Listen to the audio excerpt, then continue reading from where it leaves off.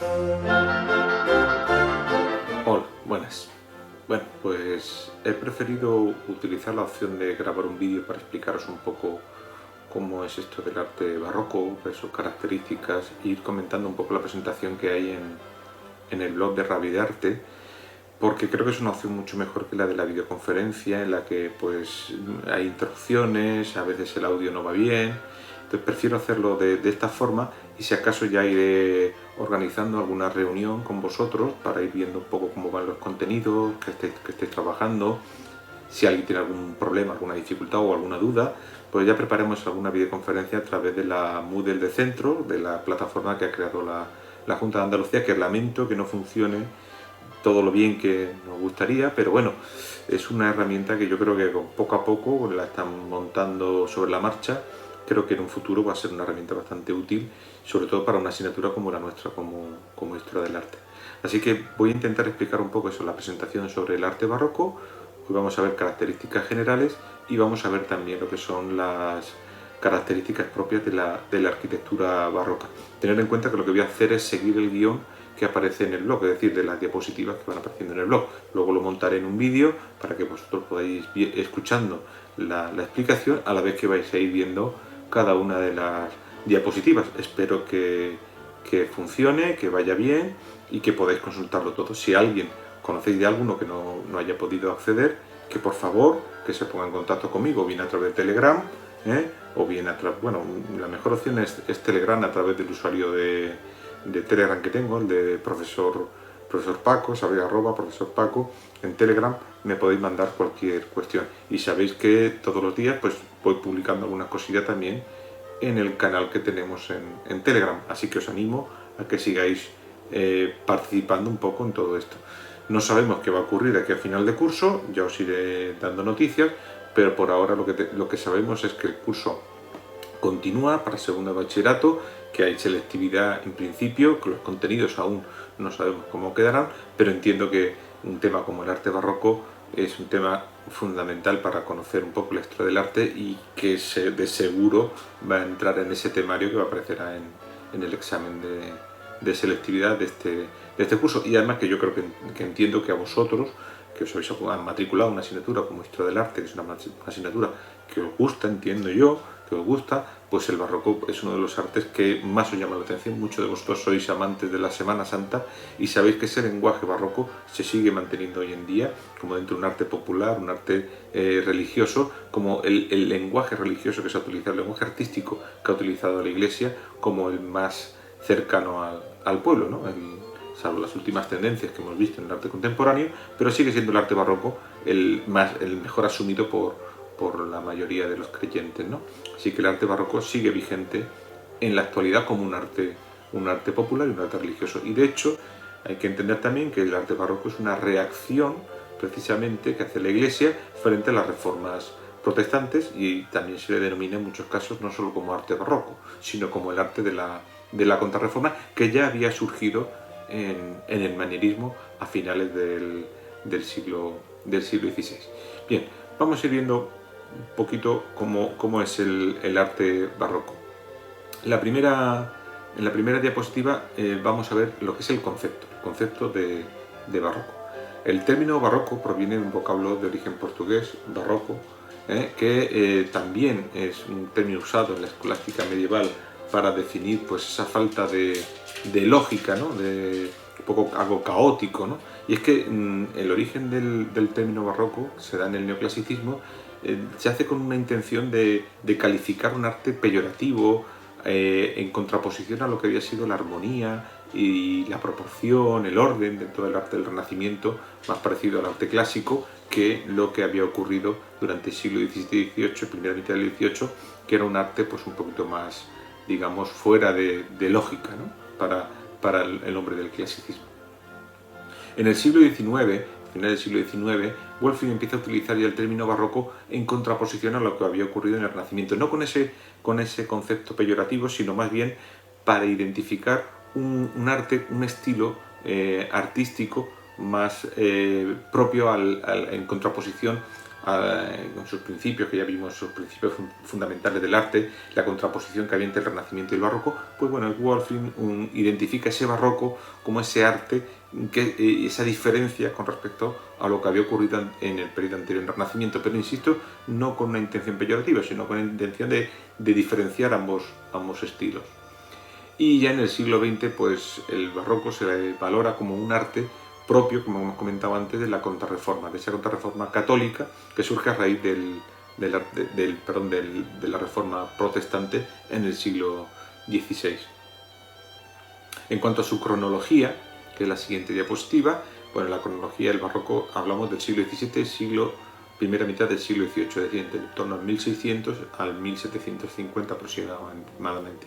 Son márgenes de fecha, sabéis que no son exactas.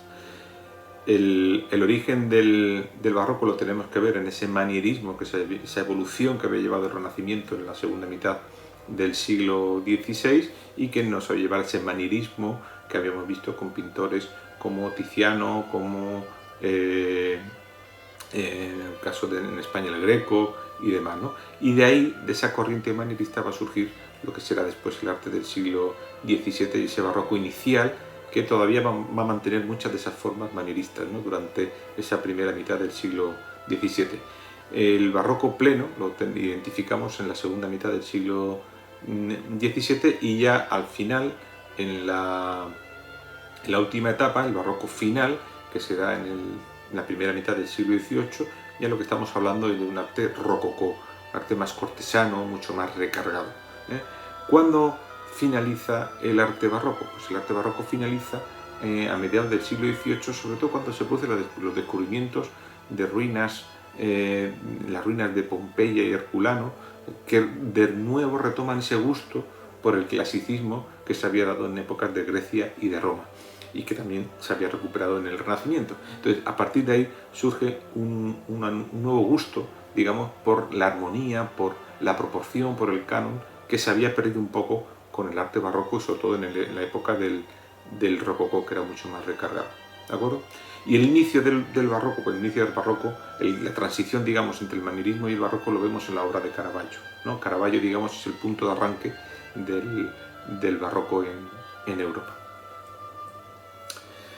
En cuanto al contexto histórico en el que se encuentra el arte barroco, bueno, pues el contexto histórico estamos en un momento en el que el máximo esplendor de las monarquías absolutas, hablamos del mercantilismo de Colbert, el valor del oro, el poder de la Iglesia, que también tiene, sobre todo con el poder del papado en estos años de la Edad Moderna. Tenemos una aristocracia cortesana, de un gusto por el arte, y también pues nos encontramos en un momento en el cual Europa está dividida desde el punto de vista religioso, ¿no? Entre los protestantes y los católicos, con los enfrentamientos y las luchas que se van a producir entre ambas corrientes religiosas. Por tanto, el arte va a ser utilizado tanto por las monarquías como por la propia Iglesia como un arte de propaganda. El carácter propagandístico del arte del barroco va a tener una connotación también en lo que el gusto por la sorpresa, por la teatralidad, por la exageración, ¿no? Por la monumentalidad. Y eso también se va a ver por esa intención propagandística que va a tener el arte del siglo XVII y siglo XVIII. En cuanto a la arquitectura, vamos a centrarnos ya hasta ahora hemos visto las características del arte barroco. Vamos a ver un poco en el caso de la arquitectura. En la arquitectura vemos que en estos años ya había surgido con el Renacimiento, en el siglo XVI, un desarrollo por el urbanismo, ¿no? Por intentar establecer una relación entre el edificio y el entorno, por ese objetivo que tenían, que era de conseguir que ese arte fuese un arte propagandístico, ¿no? De generar esa sorpresa, esa teatralidad. Eso lo vamos a ver, por ejemplo, en el caso de la Plaza de San Pedro, ¿no? La Plaza de San Pedro, diseñada por Bernini, que ya veremos más adelante, tenía esa intención, ¿no? Dentro de un contexto urbano, pues generar la sorpresa en aquel que llegaba al Vaticano, en aquel que intentaba llegar a la Basílica de San Pedro, y lo primero que se encontraba esa era monumental Plaza de San Pedro, ¿no? Generar esa sorpresa y esa teatralidad. Por otro lado, la arquitectura va a ser la mejor herramienta para expresar el poder. debido a esas grandes proporciones, esa monumentalidad que hemos comentado. Y lo vamos a ver en el tipo de edificio que van a construir, ¿no? Iglesias, palacios, grandes plazas, monumentos urbanos, fuentes. Es decir, es una forma de generar esa propaganda, esa riqueza del poder.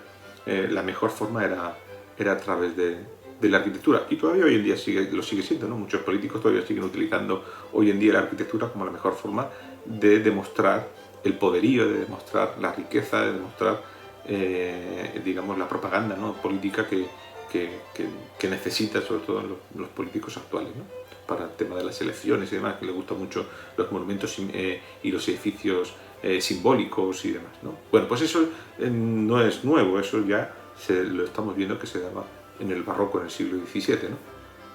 También vamos a comprobar que no es una ruptura total, el barroco no significa una ruptura total con el clasicismo ni con los estilos y los órdenes clásicos, ya que se van a seguir manteniendo la utilización de elementos clásicos como son frontones, como son los órdenes en columnas, los dinteles, el arco de medio punto. Es decir, todos esos elementos que hemos estudiado dentro de los elementos arquitectónicos dentro del Renacimiento, y que los vimos también en Grecia y que los vimos en Roma, pues resulta que se siguen utilizando, pero perdiendo un poco el objetivo original de darle armonía y proporción a esos elementos, sino que lo que buscan es una mayor monumentalidad y buscar expresar, pues, una mayor grandeza al edificio. Vamos a ir viendo ahora país por país, ¿no? Porque en todos los países no se va a dar el mismo estilo del barroco, es decir, no va a tener las mismas características, sobre todo en cuanto al contexto histórico. En el caso de la arquitectura italiana del barroco, tenemos, por un lado, un claro mecenazgo por parte del Papa, como Roma, el gran centro artístico en Italia, no solo en Italia, sino prácticamente en Europa. Raro es el artista, de los grandes artistas del barroco, que no van a Roma a contemplar la grandeza de Roma y a los grandes artistas que allí se encontraban. O sea que Roma va a ser el gran centro artístico del barroco. En cuanto a la principal característica, aparte de todo lo que hemos dicho antes de la utilización de los elementos clásicos y demás, es la composición dinámica de las plantas, ¿no?, de los edificios, ¿no? El jugar con el movimiento ya desde la propia planta, también el jugar con la curva y la contracurva para generar ese movimiento, esa dinámica en las fachadas, y también entrantes y salientes dentro de las fachadas para generar efectos de claroscuro, ¿no?, que también es una de las características que vamos a ver tanto en arquitectura como también veremos en pintura y en escultura. Bueno, aquí tenéis el baldaquino de San Pedro del Vaticano, obra de Bernini. Bernini, digamos, es el gran artista del barroco. Si hablábamos de, por ejemplo, Miguel Ángel como el artista total, que tocó tanto arquitectura, escultura como pintura, pues Bernini lo vamos a estudiar tanto en el caso de la arquitectura como en el caso de la escultura, como, digamos, el gran innovador dentro del arte barroco, tanto en arquitectura como en escultura. Y sobre todo porque Bernini trabajó a las órdenes del Vaticano, trabajó a las órdenes del Papa, y eso también le dio una mayor proyección. Cuando se habla de Roma, a mí me gusta muchas veces decir que Roma es Bernini, porque Bernini es, digamos, quien va a diseñar mucho de su urbanismo. Vamos a ver algunos ejemplos artísticos, arquitectónicos, como por ejemplo el baldaquino, como va a ser la plaza de San Pedro, pero no se va a quedar ahí, se va a quedar, aparte de otros edificios, se va a quedar en el diseño de fuentes, se va a quedar en el diseño de plazas. O sea que realmente la imagen que tenemos hoy en día de Roma se le debe mucho a este gran artista del siglo XVII como fue Bernini, que insisto que trabajó siempre a las órdenes del Papa. Tener en cuenta que en la actualidad el Vaticano es una pequeña ciudad dentro de Roma, pero en aquel momento el Vaticano, el papado, controlaba toda la ciudad de Roma y el entorno, lo que es la Lacio, ¿no?, lo que es la provincia en la que se encuentra Roma. La reducción del de los territorios vaticanos a lo que es la ciudad hoy en día, sabéis que eso ocurre en el siglo XIX a raíz de la unificación italiana, ¿no?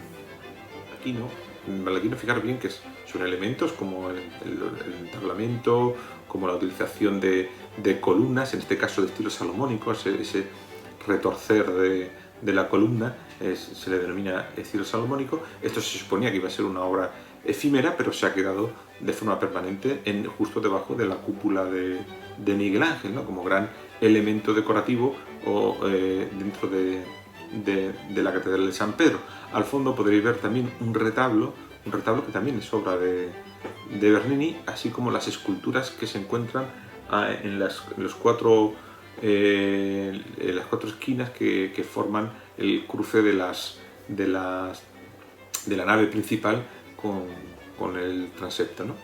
La utilización de baldaquino es muy propia dentro de las iglesias italianas, y aquí pues tenemos uno de los mejores ejemplos, que es el que llevó a cabo Bernini en San Pedro. Otra de las obras de Bernini es el diseño de la plaza de San Pedro, que está diseñado de alguna forma muy curiosa, ¿no? Una estructura primero recta que sale de la fachada de la Basílica de San Pedro, y después una forma ovalada que a forma de brazos parecen recoger, ¿no?, a los feligreses que allí van a visitar el Vaticano. Falta un tramo, el tramo que se cortó en época de Mussolini, ¿no? Los grandes dictadores, las grandes dictaduras del siglo XX, los fascismos, gustaban mucho de las grandes avenidas, de los desfiles y demás, y lo que hizo fue pues eliminar un entramado de calles que había en lo que hoy en día es una gran avenida, que une Sant'Angelo que lo veis al fondo, el puente Sant'Angelo con el Vaticano.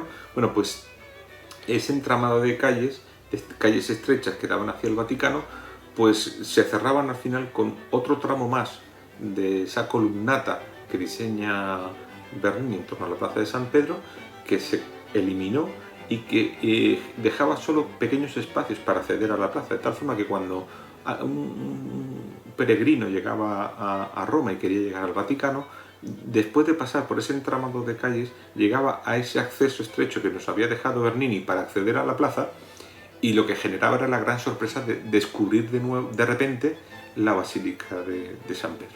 Ese efecto de teatralidad que hemos dicho y de sorpresa que gustaba tanto en el barroco. Bueno, eso se perdió con el diseño que se hizo en época de Mussolini de esta avenida. Ya lo que es la Basílica de San Pedro se ve ya desde el otro lado de la avenida, por lo cual ya el efecto de sorpresa se ha perdido. Ahora tiene un efecto de una visión en perspectiva también que también tiene su encanto, pero no se ha perdido el efecto de sorpresa que Bernini preparó en esta plaza. Como veis, la plaza no es más que una columnata monumental de gran tamaño, y una galería cubierta que, insisto, a forma de brazos parece que recogen a quienes visitan la plaza de San Pedro, y en lo alto pues coloca una serie de esculturas de personajes de la iglesia. Otra obra de Bernini es San Andrea de Quirinal. San Andrea de Quirinal, como podéis ver, en planta, es una planta ovalada. Fijaros bien que en las plantas centralizadas en el Renacimiento hablábamos de planta circular, sin embargo, en este caso gusta más la planta ovalada porque es mucho más dinámica que la circular. Y aparte le permite pues eso, jugar con esos entrantes y salientes que tanto del gusto del barroco para generar esos claroscuros. Y fijaros cómo la fachada la hace también curva, la diseña curva en planta, con un juego de cóncavo convexo entre lo que son los muros laterales que juegan con una zona curva hacia el interior, y sin embargo tenemos la escalera que hace el efecto contrario, con lo cual juega con esa curva y contracurva que también se ve potenciada por las columnas y el entablamento que coloca curvo que coloca justo encima de ambas columnas, ¿no? Y todo ello, pues, insisto, utilizando un lenguaje clásico, pero no utilizando ni el orden, ni la proporción, ni la armonía que se utilizaba en el Renacimiento o que se utilizó en épocas anteriores. Y siempre buscando esa monumentalidad y esa sorpresa en las obras, ¿no? Bueno, pues este es San Andrea del Quirinal. Continuamos con la obra de Borromini. En este caso es un error en la diapositiva. No es San Andrea del Quirinal, porque San Andrea del Quirinal, la que hemos visto antes de Bernini.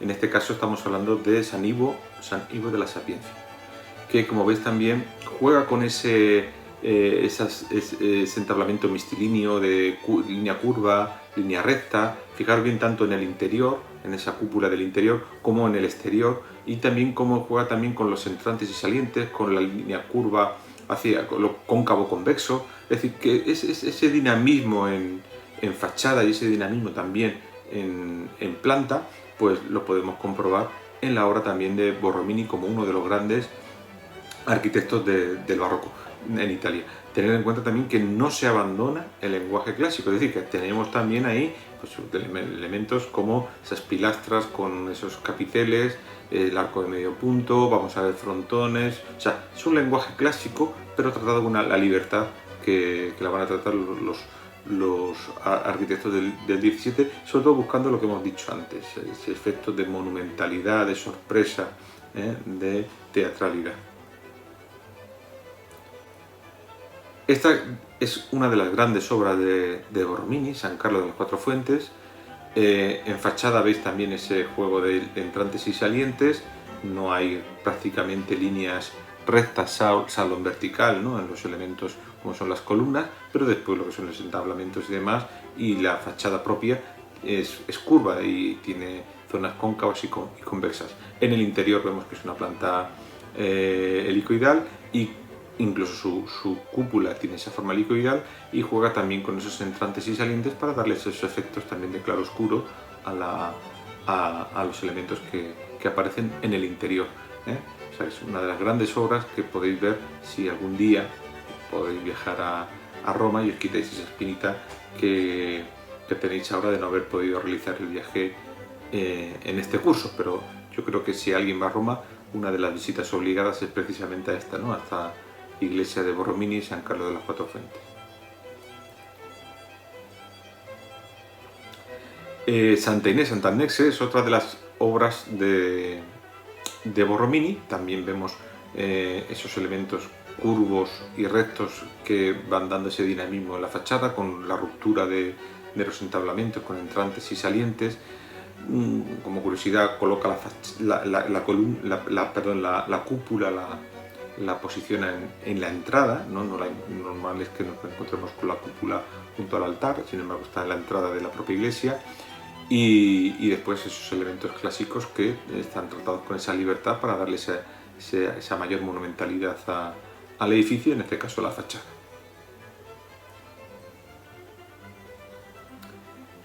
Y ya en el siglo XVII, otro arquitecto italiano, en este caso Guarino Guarini, y para mí es uno de los grandes ejemplos de hasta dónde podían llegar los elementos, hacer uso de esos elementos arquitectónicos para generar esa sorpresa, en este caso con la capilla de Santo Sudario de Turín. Fijaros bien cómo esa cúpula genera ese efecto de darle mayor profundidad, mayor verticalidad a una cúpula, ¿no? Dando una sensación de mayor acercamiento hacia el cielo, ¿no? Ese efecto, ese efectismo, esa teatralidad que buscan en la arquitectura también durante el barroco.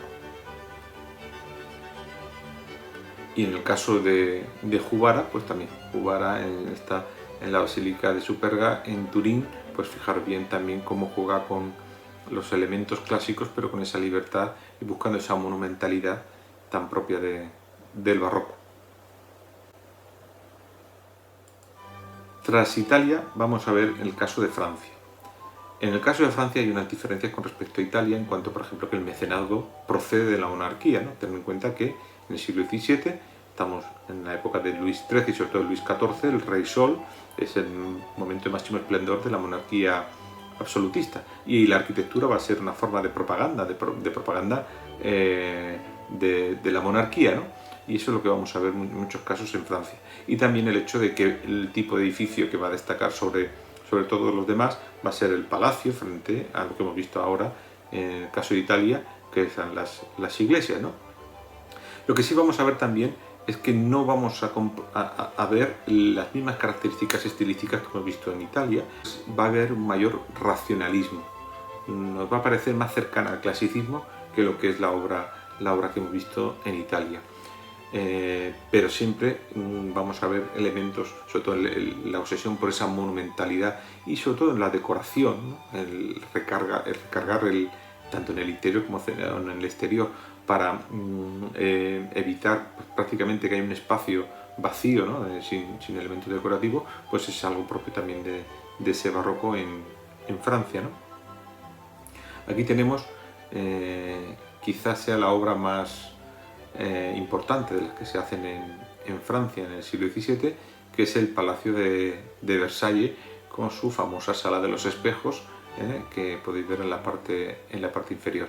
Es un edificio que busca esa monumentalidad, que busca la utilización de elementos clásicos, pero con esa mayor libertad. Y ya cuando entramos en el interior, lo recargado de la decoración y ese horror vacui, ¿no? Que prácticamente no hay una zona del salón sin un elemento decorativo, ¿no? Pues es propio también de ese arte barroco.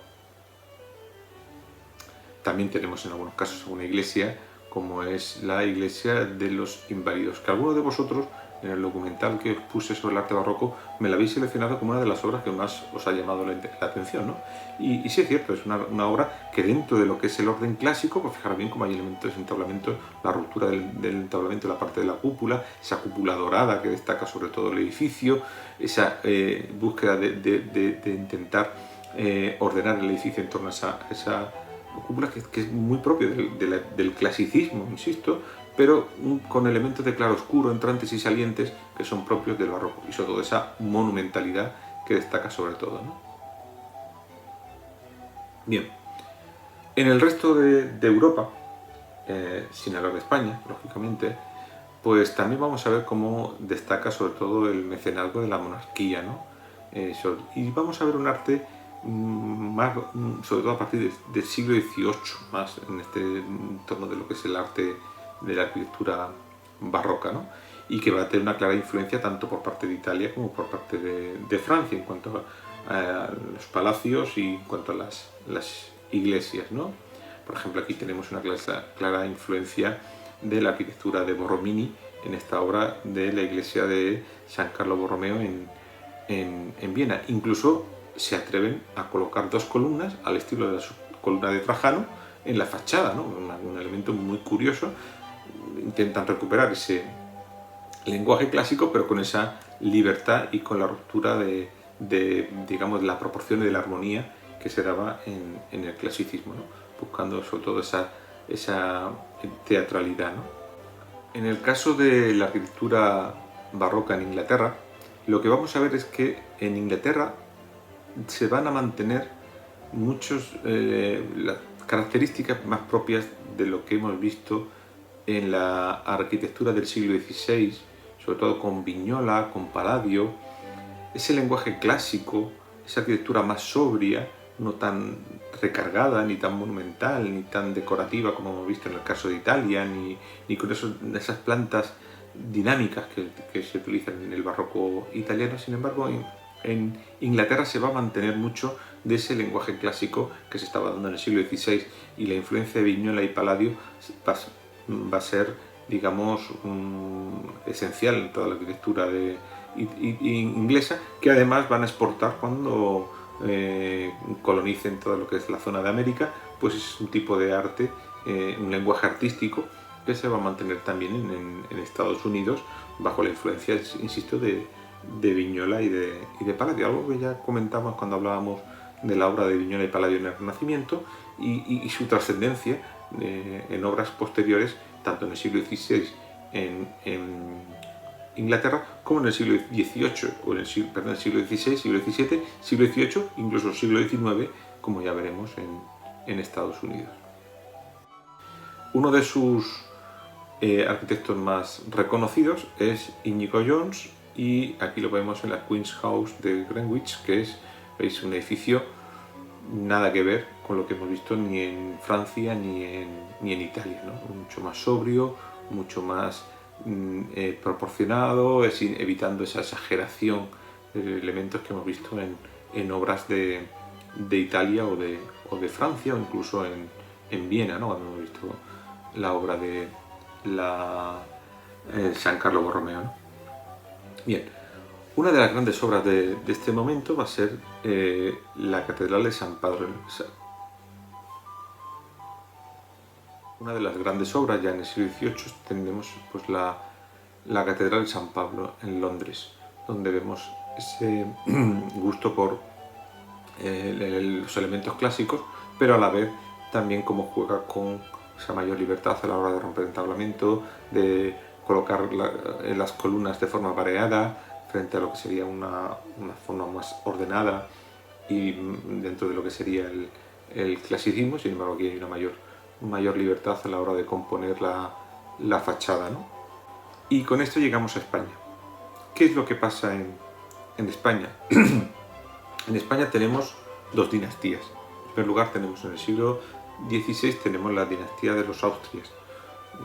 Son mucho más, digamos, más austeros en sus expresiones artísticas frente a lo que veremos en el siglo XVIII, cuando lleguen los Borbones, de origen francés, y que van a traer todo lo que está ocurriendo en Francia. Por tanto, vamos a ver un siglo XVII con una mayor influencia quizá de lo que ocurre en Italia, y en el siglo XVIII una mayor influencia de lo que ocurría en Francia, ¿no? Bien, también hay que tener en cuenta que el siglo XVII en España es un siglo de crisis económica. Por tanto, a la hora de construir, se va a construir poco, y cuando se construye se va a intentar construir con materiales mucho más económicos, más tradicionales, dentro de la tradición mudéjar de utilizar el ladrillo, de utilizar la madera, ¿eh? Así que va a ser una mezcla de lo que son el lenguaje artístico barroco con los elementos tradicionales de la construcción mudéjar, ¿vale? Bien, dentro de la arquitectura barroca vamos a ver tres fases.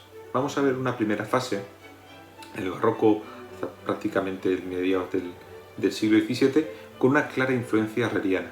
En el siglo XVI, ya en el siglo XVI, se levanta el monasterio del Escorial, de Herrera, y ese lenguaje se va a mantener durante los primeros años del barroco. Así que vamos a ver un primer momento muy sobrio en cuanto a los elementos decorativos y a la construcción. Ya en la segunda mitad del siglo XVII vamos a ver una clara influencia borrominiana, una mayor exageración en lo que es las proporciones, la monumentalidad y un mayor dinamismo incluso en planta. Y ya en el siglo XVIII la influencia, sobre todo del barroco francés, pues va a hacer que haya un mayor desarrollo de lo que es la arquitectura cortesana, de palacios y demás. Bien, aquí tenemos la Iglesia de la Encarnación en Madrid. Fijaros bien cómo estamos hablando del principio del siglo XVII, y cómo es el lenguaje austero y sobrio, heredero de lo que estaba ocurriendo en España, que venía de décadas anteriores, cuando se estaba levantando el Escorial.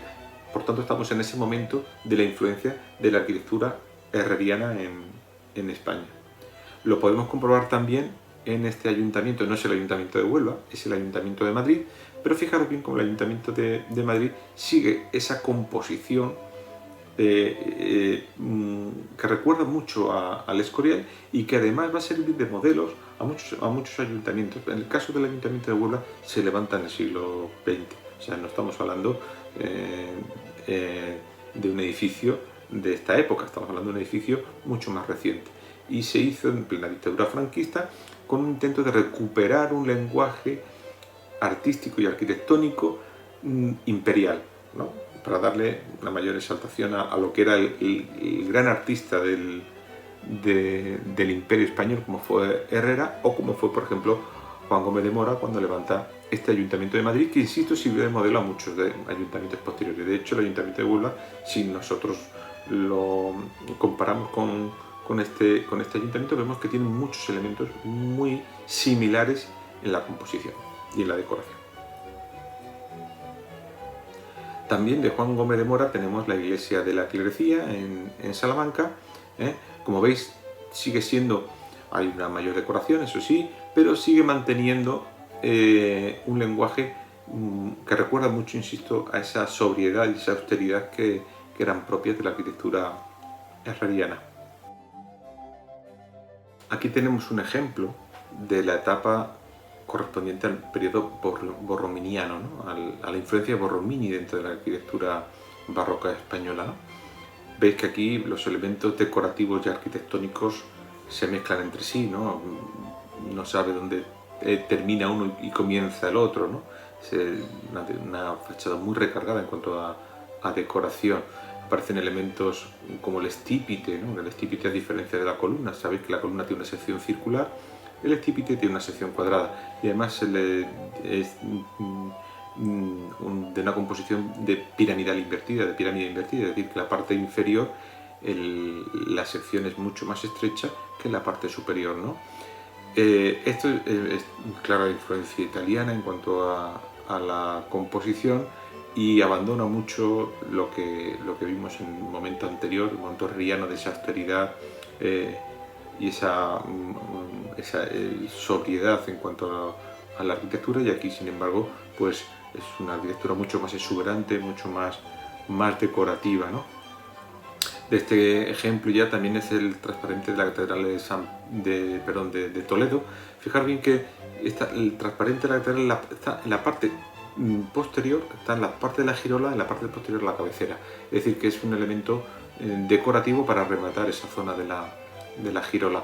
Y como esa decoración recargada, pues de una iglesia que os recuerdo que es de estilo gótico, pero que de repente tiene un elemento de época del barroco.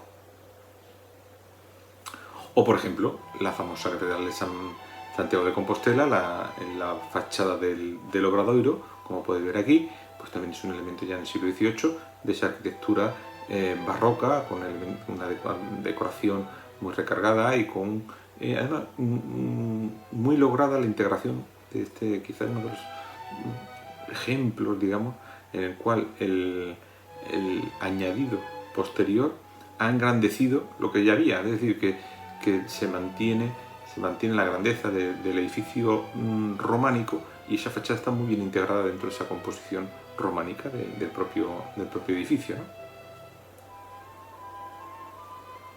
O esta iglesia de San Luis en Sevilla, obra de Leonardo de Figueroa. Fijaros esas columnas salomónicas, esa decoración, esos entrantes y salientes en el tablamento. Quizá esta sea la obra que más se aproxime en planta, esas plantas dinámicas que os gustaban tanto en el barroco italiano, en el barroco de Borromini. Pues quizá esta sea una de las que más se acerque a esas características del barroco italiano. O también de Leonardo de Figueroa, la iglesia del Salvador, que se encuentra en Sevilla, también una iglesia de esta época del barroco, y en la cual pues también vemos ese tipo de arquitectura que utiliza materiales constructivos propios de esa tradición mudéjar, ¿no? De la utilización del ladrillo y demás, ¿no? Los retablos, ¿qué decir de los retablos? Los retablos barrocos. Los retablos barrocos son un claro ejemplo también de arquitectura, ¿no? De hecho, la composición del retablo está hecho con elementos arquitectónicos de entablamento y de arcos y de columnas, ¿no? O sea, que propia arquitectura, una arquitectura en madera, pero es arquitectura. Y esa arquitectura recargada que se está dando, sobre todo a partir del siglo XVIII en el barroco español, se le dio el nombre de este arquitecto, que es Churriguera. De hecho, esta exageración en la decoración se le acabó denominando como el churrigueresco. De Churriguera también es esta plaza mayor de Salamanca, también esa totalmente decorada con elementos propios de arquitectura, elementos que nos recuerdan a la arquitectura clásica, pero estructurados con una mayor libertad y con un objetivo muy claro, ¿no? Que es la monumentalidad, ¿no?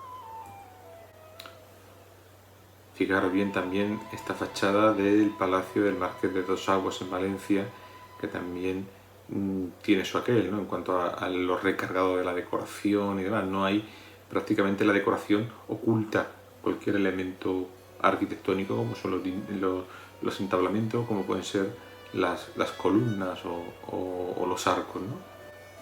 O la fachada de la Catedral de Murcia, de Jaime Born. Fijaros bien esa zona, jugar con la curva y la contracurva en la fachada, algo que ya veíamos en la arquitectura barroca italiana y que también lo podemos comprobar en esta Catedral de Murcia, ¿no? O ese barroco cortesano, influencia francesa, con la llegada de los Borbones en el siglo XVIII, que lo comentamos antes, entre las etapas que había dentro de la arquitectura barroca. Bueno, pues aquí tenemos un claro ejemplo en el Palacio Real, obra de Jubara, del que ya hablamos en el arte, cuando hablamos del barroco italiano. Bueno, pues aquí lo tenemos como uno de los diseñadores del Palacio Real de Madrid, ¿no? Y es una obra pues de una clara influencia de esa arquitectura palaciega francesa que se estaba haciendo en París, en Versalles, y que ya vimos en el caso del barroco francés. En el del siglo XVIII también son obras como la Real Fábrica de Tabaco de Sevilla.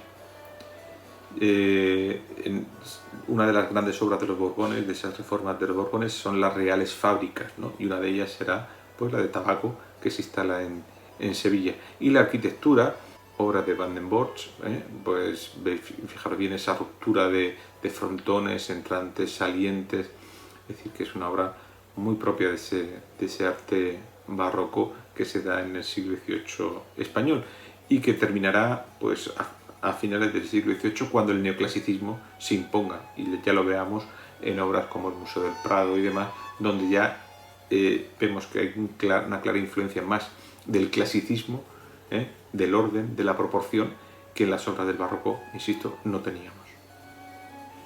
Y con esto hemos terminado el repaso a la arquitectura barroca. Si tenéis alguna duda, sabéis que ya podéis mandarme un mensajito a través de Telegram, a través del canal de Telegram, no, a través de mi usuario de Telegram, profesorpaco, @profesorpaco, ¿de acuerdo? Así que espero vuestros comentarios y también que la explicación haya servido para algo. Así que mucho ánimo, y os quiero lanzar un último mensajito, que todo saldrá bien, ¿vale? Venga, ánimo.